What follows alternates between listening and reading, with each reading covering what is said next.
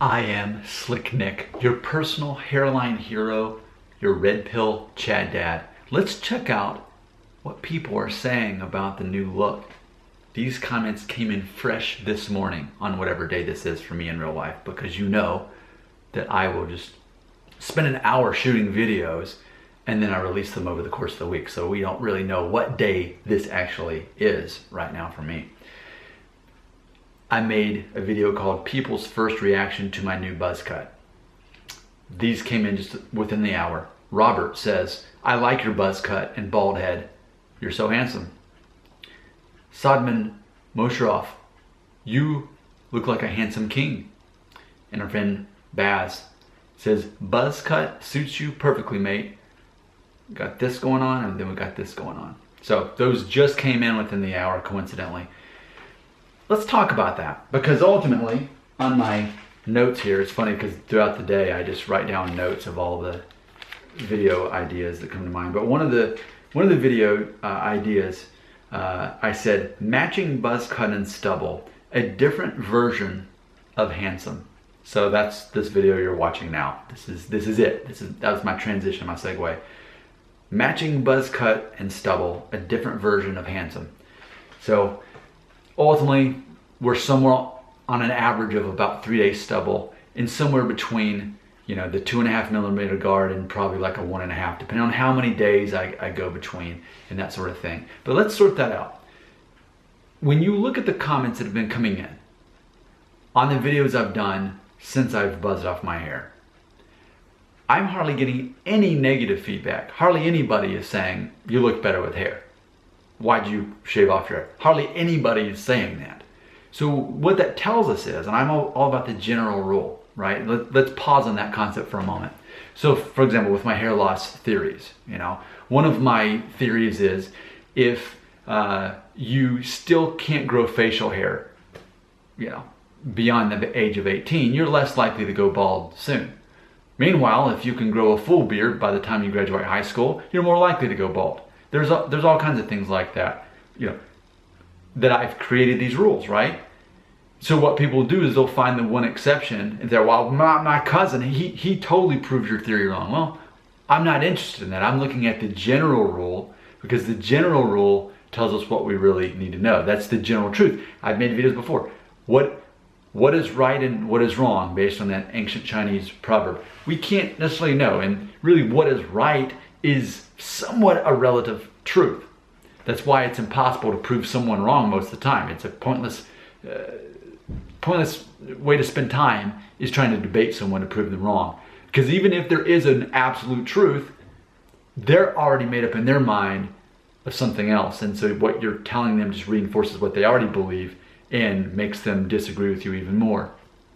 So it's very important to me that we look at the general rule and know that whatever works the majority of the time, whether that's 65% or 80% or maybe even 90, 95, but whatever works the majority of the time, that's probably the path that I'd want to go with as far as the general rule, as far as what is real.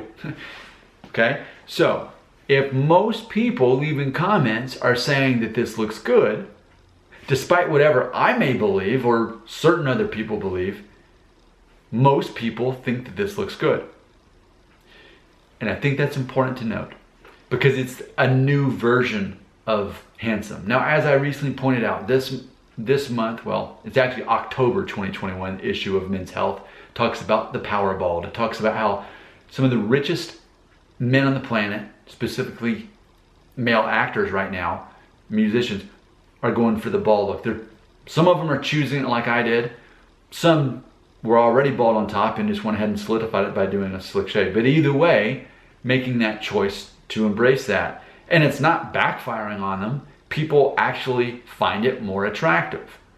It's a cleaner look. Really, I'd even argue that would I argue though? I can't argue with someone who already believes the opposite of me. But I would submit to you that men look younger often when they shave off their hair. They look more youthful. They look more in charge. They look more dominant. Those are things that I believe being red pill.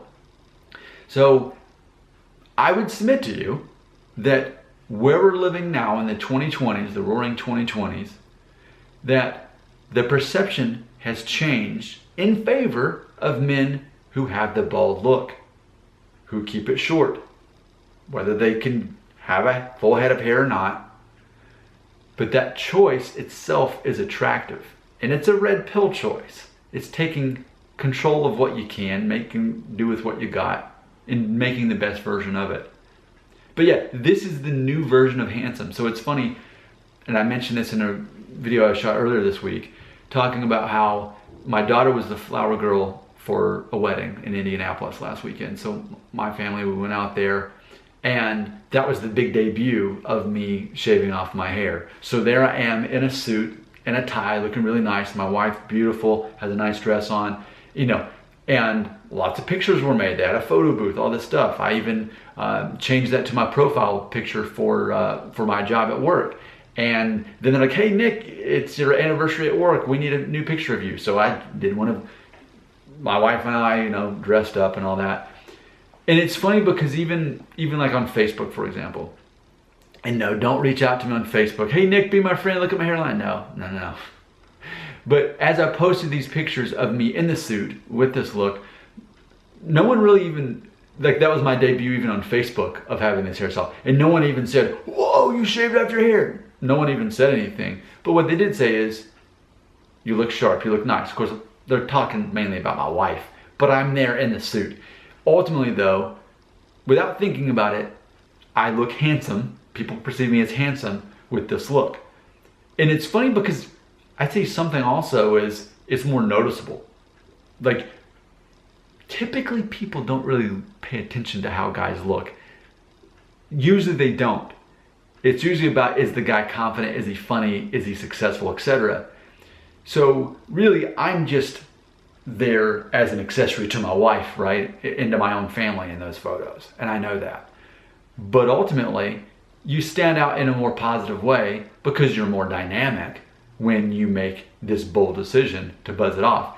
I think that's so understated, and I think we need to focus on that more. That it's a new, updated version of handsome. Things change throughout the history of time. Now, I will accept that, you know, I was born in 1981.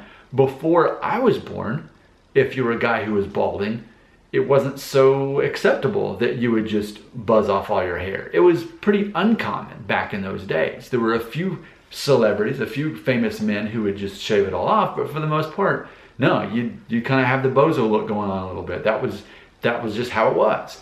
Well, what an advantage we have now, because it's so acceptable to buzz it off.